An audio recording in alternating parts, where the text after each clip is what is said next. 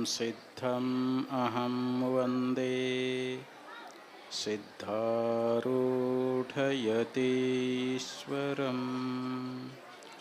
ಸಿದ್ಧಾರೂಢಯತೀಶ್ವರಂ.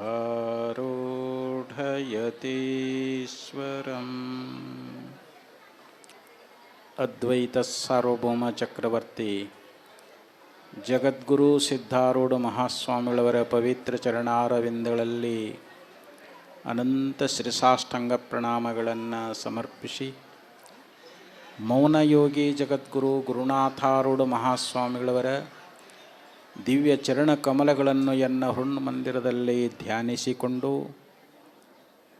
ಈ ಗುರುಪೌರ್ಣಿಮಾ ಕಾರ್ಯಕ್ರಮದ ದಿವ್ಯ ಸನ್ನಿಧಾನ ಸ್ಥಾನದಲ್ಲಿ ವಿರಾಜಮಾನರಾದ ಸಾಧು ಚಕ್ರವರ್ತಿ ವಿಶ್ವಕುಟುಂಬಿ ಪಂಚಮಠಾಧೀಶ ನಿರಾಭಾರಿ ಶಿವಾವತಾರಿ ಸ್ಥಿತಪ್ರಜ್ಞ ಜಗದ್ಗುರು ಡಾಕ್ಟರ್ ಅಪ್ಪಾಜಿಯವರ ಪವಿತ್ರ ಚರಣಾರವಿಂದಗಳಲ್ಲಿ ಅನಂತ ಕೋಟಿ ಶ್ರೀಸಾಷ್ಟಾಂಗ ಪ್ರಣಾಮಗಳನ್ನು ಸಮರ್ಪಿಸಿ, ಕ್ಷೇತ್ರಾದಿ ದೇವತೆ ಬ್ರಹ್ಮಲೀನ ಸದ್ಗುರು ವೀರಭದ್ರ ಮಹಾಸ್ವಾಮಿಗಳವರ ಪವಿತ್ರ ಚರಣಾರವಿಂದಗಳಲ್ಲಿ ಅನಂತ ಸಾಷ್ಟಾಂಗ ಪ್ರಣಾಮಗಳನ್ನು ಸಮರ್ಪಿಸಿ, ವೇದಿಕೆ ಮೇಲೆ ಆಸೀನರಾದ ಪರಮಪೂಜ್ಯ ಪೂರ್ಣಾನಂದ ಭಾರತೀ ಮಹಾಸ್ವಾಮಿಗಳೇ ಮೊದಲುಗೊಂಡು ಎಲ್ಲ ಪೂಜ್ಯರಿಗೂ ಮಾತೆಯವರಿಗೂ ಅನೇಕ ಪ್ರಣಾಮಗಳನ್ನು ಸಮರ್ಪಿಸಿ, ಈ ಕಾರ್ಯಕ್ರಮದಲ್ಲಿ ಪಾಲ್ಗೊಂಡಿರುವ ಶಿವಸ್ವರೂಪಿಗಳಾದ ತಮ್ಮೆಲ್ಲರಿಗೂ ಅನೇಕ ಶರಣಾರ್ಥಿಗಳು.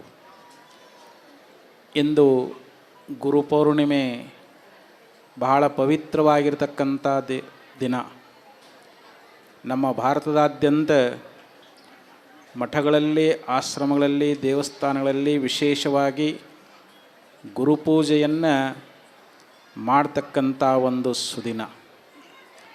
ಯಾಕಂದರೆ ಸದ್ಗುರುಗಳ ಒಂದು ದರ್ಶನ ಭಾಗ್ಯ ನಮಗೆ ದೊರಕ್ತು ಅಂತಂದರೆ ನಮಗೆ ಸಂಸಾರದಲ್ಲಿ ಯಾವುದೇ ರೀತಿಯಾಗಿರ್ತಕ್ಕಂಥ ದುಃಖ ದುಮ್ಮಾನಗಳು ಆಗದೆ ನಾವು ಸುಖ ಶಾಂತಿಯಿಂದ ನಾವು ನಮ್ಮ ಜೀವನವನ್ನು ನಡೆಸ್ತಾ ಇದ್ದೀವಿ. ಇವತ್ತಿನ ದಿವಸ ಪೂಜ್ಯರು ಬಹಳ ಸುಂದರವಾಗಿರ್ತಕ್ಕಂಥ ವಿಚಾರವನ್ನು ನಮಗೆ ಉಪದೇಶ ಮಾಡಿಕೊಂಡು ಬಂದರು. ಯೋಗಿಯ ನೊಲಿಸಿದೊಡಿಹಪರ ಸಿದ್ಧಿ, ಆಗಳೇ ಕೈ ಸಾರುವುದು ನಿಬದ್ಧಿ. ಯೋಗಿ ಅಂತಂದರೆ ಒಬ್ಬ ಜೀವನ್ಮುಕ್ತನಾಗಿರ್ತಕ್ಕಂಥ ಮಹಾಪುರುಷ, ಒಬ್ಬ ತತ್ವಜ್ಞಾನಿಯನ್ನು ನಾವು ಸೇವಾ ಮಾಡಿ ಒಲಿಸ್ಕೊಂಡೀವಿ ಅಂತಂದರೆ ಇಹಪರ ಸಿದ್ಧಿ ಅಂತ ಹೇಳ್ತಾರೆ. ನಮಗೆ ಈ ಲೋಕದಲ್ಲಿ ನಾವು ಅಪೇಕ್ಷಿಸಿದ ಎಲ್ಲ ಭೋಗ ಭಾಗ್ಯಗಳು ನಮಗೆ ದೊರಕ್ತಾ ಇದ್ದಾವೆ. ದೇಹ ಬಿಟ್ಟ ನಂತರ ಸ್ವರ್ಗಲಾದಿ ಲೋಕಗಳನ್ನು ನಾವು ಪಡೀತಾ ಇದ್ದೀವಿ. ಅಂದರೆ ಪರಲೋಕದಲ್ಲಿಯೂ ಕೂಡ ನಮಗೆ ಸುಖ ಶಾಂತಿ ಎನ್ನುವಂಥ ದೊರಕ್ತದೆ. ಇನ್ನು ಯಾರು ನಿಷ್ಕಾಮವಾಗಿ ಆ ಸದ್ಗುರುವಿನ ಸೇವೆಯನ್ನು ಮಾಡ್ತಾ ಇದ್ದಾರ ಅವರಿಗೆ ತತ್ವಜ್ಞಾನ ಅನ್ನುವಂಥದ್ದುಂಟಾಗಿ ಈ ಭವಸಾಗರದಿಂದ ಮುಕ್ತರಾಗ್ತಾ ಇದ್ದಾರೆ. ಅದಕ್ಕೆ ಒಬ್ಬ ಯೋಗಿಯನ್ನು ನಾವು ಒಲಿಸ್ಕೊಳ್ಬೇಕು. ಯೋಗಿ ಹೇಗೆ ಒಲಿತಾನ ಅಂತಂದ್ರೆ ಅದಕ್ಕೆ ಸಾಧನೆಗಳನ್ನು ಕೂಡ ಹೇಳ್ಕೊಂಡು ಬಂದರು. ವಂದಿಸಿ ಪೂಜಿಸಿ ಕೀರ್ತಿಸಿ ಪರಿತುಷ್ಟಿಗಳಮ್ಮಾಡಿ ಅಂತ ಹೇಳಿದರು. ಸದ್ಗುರುನಾಥನಿಗೆ ನಾವು ವಂದನೆಯನ್ನು ಮಾಡುವುದರಿಂದ, ನಾವು ಸಾಷ್ಟಾಂಗ ನಮಸ್ಕಾರ ಮಾಡಿದರೆ ಸಾಕು, ಸದ್ಗುರುನಾಥ ನಮ್ಮ ಹಣೆ ಬರವನ್ನೇ ಬದಲಾಯಿಸಿಬಿಡ್ತಾನ ಅಂತ. ಯಾಕಂದರೆ ಸದ್ಗುರುನಾಥನಲ್ಲಿ ದೃಷ್ಟ ಅದೃಷ್ಟ ಫಲವನ್ನು ಕೊಡ್ತಕ್ಕಂಥ ಒಂದು ಶಕ್ತಿ ಎನ್ನುವಂಥದ್ದು. ಶೋಷಣಂ ಪಾಪ ಪಂಕಸ್ಯ ದೀಪಕಂ ಜ್ಞಾನ ತೇಜಸಃ ಗುರು ಪಾದೋದಕಂ ಸಮ್ಯಕ್ ಸಂಸಾರಾರ್ಣವ ತಾರಕಂ. ಗುರುಗೀತೆಯಲ್ಲಿ ಒಂದು ಶ್ಲೋಕದಲ್ಲಿ ಹೇಳ್ತಾ ಇದ್ದಾರೆ, ಆ ಸದ್ಗುರುನಾಥನ ಒಂದು ಕೃಪಾ ಆಯಿತು ಅಂತಂದರೆ ನಮ್ಮ ಪಾಪ ಅನ್ನುವಂಥ ಕೆಸರು ಒಣಗಿ ಹೋಗಿಬಿಡ್ತದಂತ. ದೀಪಕಂ ಜ್ಞಾನ ತೇಜಸಃ, ಹೇಗೆ ಒಂದು ಜ್ಯೋತಿಯನ್ನು ಬೆಳಗಿಸುವುದರಿಂದ ಕತ್ತಲೆ ಎನ್ನುವಂಥದ್ದು ದೂರ ಆಗ್ತದೋ, ಹಾಗೆ ಸದ್ಗುರುನಾಥ ನಮ್ಮ ಹೃದಯದೊಳಗೆ ಜ್ಞಾನ ಅನ್ನುವಂಥ ಜ್ಯೋತಿಯನ್ನು ಬೆಳಗಿಸಿ ಅಜ್ಞಾನ ಅನ್ನುವಂಥ ಕತ್ತಲೆಯನ್ನು ನಾಶ ಮಾಡುವಂಥವನಾಗಿದ್ದಾನೆ.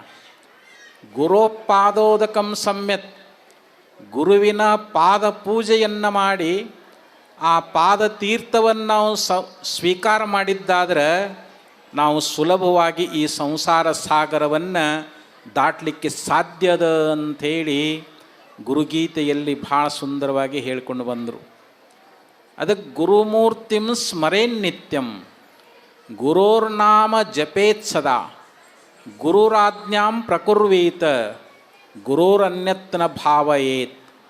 ಗುರುಗೀತೆ ಇನ್ನೊಂದು ಶ್ಲೋಕದಲ್ಲಿ ಹೇಳಿದರು, ನಾವು ನಿರಂತರವಾಗಿ ಆ ಸದ್ಗುರುವಿನ ಮೂರ್ತಿಯನ್ನು ನಮ್ಮ ಮನದಲ್ಲಿ ಧ್ಯಾನಿಸಬೇಕು ಅಂತ. ಗುರುವಿನ ಆಜ್ಞೆಯನ್ನು ನಾವು ಮೀರಿ ನಡಿಬಾರ್ದು. ಸದ್ಗುರುನಾಥ್ ನಮಗೇನು ಆಜ್ಞೆಯನ್ನು ಮಾಡ್ತಾ ಇದ್ದಾನ ಆಜ್ಞೆಯನ್ನು ನಾವು ಪರಿಪಾಲನೆ ಮಾಡಬೇಕು. ಅದಕ್ಕಂದ್ರೆ ಅವರು ಗುರುಮೂರ್ತಿಂ ಸ್ಮರೇನ್ ನಿತ್ಯಂ ಗುರೋರ್ನಾಮ ಜಪೇತ್ ಸದಾ. ನಮ್ಮ ನಾಲಿಗೆಯಿಂದ ಗುರುವಿನನ್ನು ಕೊಂಡಾಡಬೇಕು, ಗುರುವಿನ ಒಂದು ಸ್ತೋತ್ರ ಅನ್ನುವಂಥದ್ದನ್ನು ಮಾಡಬೇಕು. ಸ್ತೋತ್ರದಿಂದ ಸದ್ಗುರುನಾಥ ನಮಗೆ ಒಲಿತಾ ಇದ್ದಾನ. ಗುರೋರ್ ಅನ್ಯತ್ನ ಭಾವ ಎತ್ತಂತ ಹೇಳ್ತಾರೆ. ನಮ್ಮ ಹೃದಯದೊಳಗೆ ಸದ್ಗುರುವಿನ ಹೊರತಾಗಿ ಮತ್ತೊಂದಕ್ಕೆ ಸ್ಥಾನ ಕೊಡಬಾರ್ದು. ಕುಂತರು ನಿಂತರು ಏನೇ ವ್ಯವಹಾರ ಮಾಡ್ತಾ ಇದ್ರೂ ಕೂಡ ಆ ಗುರುವಿನ ಸ್ಮರಣೆಯೊಳಗೆ ನಾವು ಇದ್ದೀವಿ ಅಂತಂದ್ರೆ ಸದ್ಗುರುನಾಥ ನಮ್ಮನ್ನು ಈ ಭವಸಾಗರದಿಂದ ಪಾರ ಮಾಡುವಂಥವನಾಗ್ತಾ ಇದ್ದಾನ. ಅದಕ್ಕೆ ನೋಡಿ ಕೆಲರಂ ಮಾತನಾಡಿ ಕೆಲರಂ ಮುಟ್ಟೆ ಕೂಡೆ ಕೆಲ ಜೀವರನ್ನು ದೇವರಾಗಿ ಮಾಡುವ ಆಚಾರ್ಯ ಶರಣಾಗುವಂತೇಳಿ ನಿಜಗುಣಶೀಲರು ಹೇಳಿದಂತೆ ಸದ್ಗುರುನಾಥ ನಮ್ಮನ್ನು ಕೃಪಾದೃಷ್ಟಿಯಿಂದ ನೋಡಿದರೆ ಸಾಕು.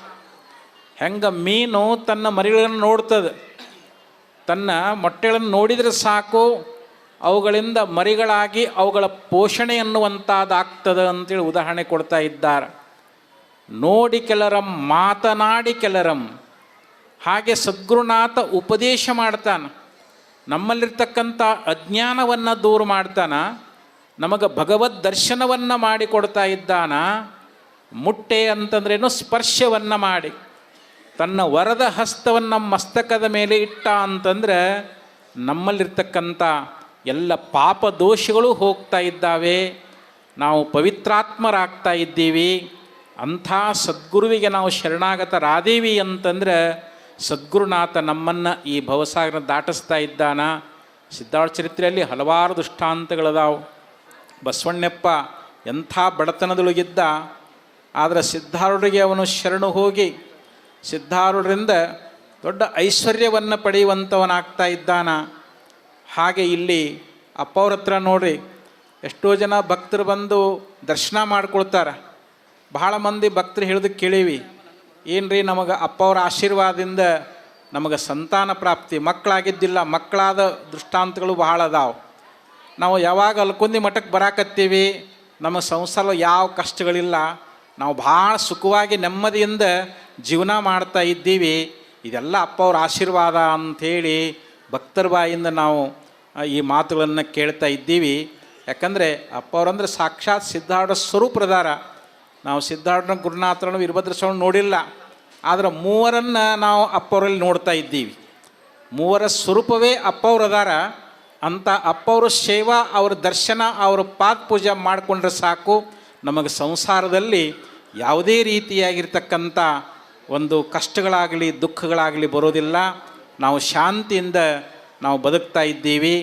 ಅಂಥ ಒಂದು ಆಶೀರ್ವಾದವನ್ನು ಅಪ್ಪಾಜಿಯವರು ನಮಗೂ ನಿಮಗೂ ಎಲ್ಲರಿಗೂ ಮಾಡಲಿ ಅಂತ ಹೇಳ್ತಾ, ಸಮಯ ವಿಶೇಷ ಆದ್ದರಿಂದ ಎರಡು ನುಡಿಗಳನ್ನು ಅಪ್ಪವ್ರ ಚರಣಕ್ಕೆ ಅರ್ಪಿಸಿ ವಿರಾಮ ಮಾಡ್ತಾ ಇದ್ದೇನೆ. ಓಂ ತತ್ಸತ್.